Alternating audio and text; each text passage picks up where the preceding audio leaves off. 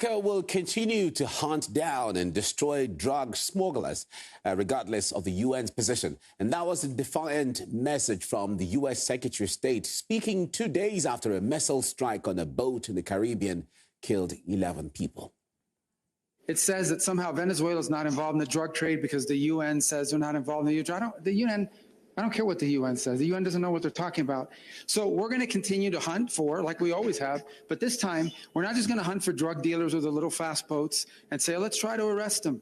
No, the president has said he wants to wage war on these groups because they've been waging war on us for 30 years and no one has responded. But there's no need to do that in many cases with the friendly governments because the friendly governments are going to help us. They may do it themselves and we'll help them do it. Now, the White House recently published footage showing the boat being destroyed in the strike. President Trump claimed that the crew were members of the Venezuelan drug gang, which was classified as a terror group by the U.S. earlier this year. Trump accused the Maduro government of having direct links to the cartel, while the U.S. Defense Secretary gave a clear warning that others involved in the drugs trade risk a similar fate. We've got assets in the air, assets in the water, assets on ships, because this is a deadly serious mission for us. And it won't stop with just this strike. Anyone else trafficking in those waters who we know is a designated narco-terrorist will face the same fate. And it's important for the American people to protect our homeland and protect our hemisphere.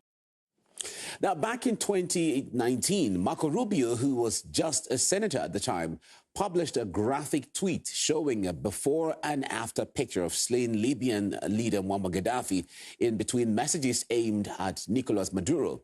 Now, the Trump administration recently posted a $50 million bounty for information leading to the arrest of President Maduro, while the Pentagon has deployed a fleet of warships to patrol the waters near the South American country. Now, here is the reaction from the Venezuelan leader himself. They send 8 warships aiming 1-200 missiles at our heads, and they send a nuclear submarine. When have they ever sent it to any place on the planet? They do this because they invent a narrative, a story that no one believes. The youth of the United States do not believe in the lies of the big boss of the White House, Marco Rubio, because the one who runs the White House is Marco Rubio.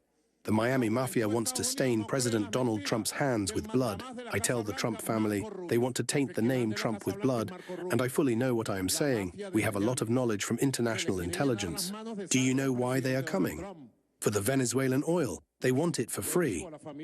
Now, the case is drawing parallels with the situation around the former Philippines president.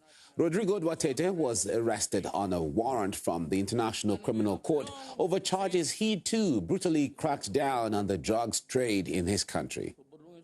Concerning Mr. Duterte's alleged role as the head of the Davao Death Squad and subsequently as the president of the Philippines, the chamber found reasonable grounds to believe that he, jointly with and through other persons, agreed to kill individuals they identified as suspected criminals or persons having criminal propensities, including but not limited to drug offenders, initially in Davao and subsequently throughout the country. Now, earlier we heard from Ana Malindog, a vice president of Asian Century Philippines Strategic Studies Institute. She says that U.S. policy is again carrying out, quote, textbook selective justice.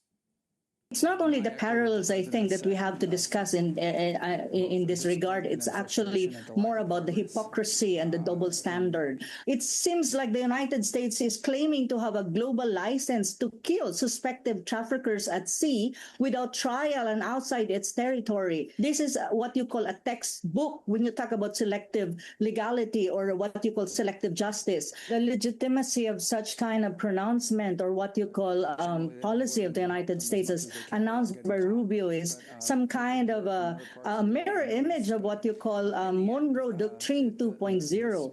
It's more about using force rather than obeying international law, as we can see. This is legally speaking, or even internationally speaking, when you talk about international law, extrajudicial killing. So there is such a thing as really hypocrisy in all of these things and a double standard that we can see.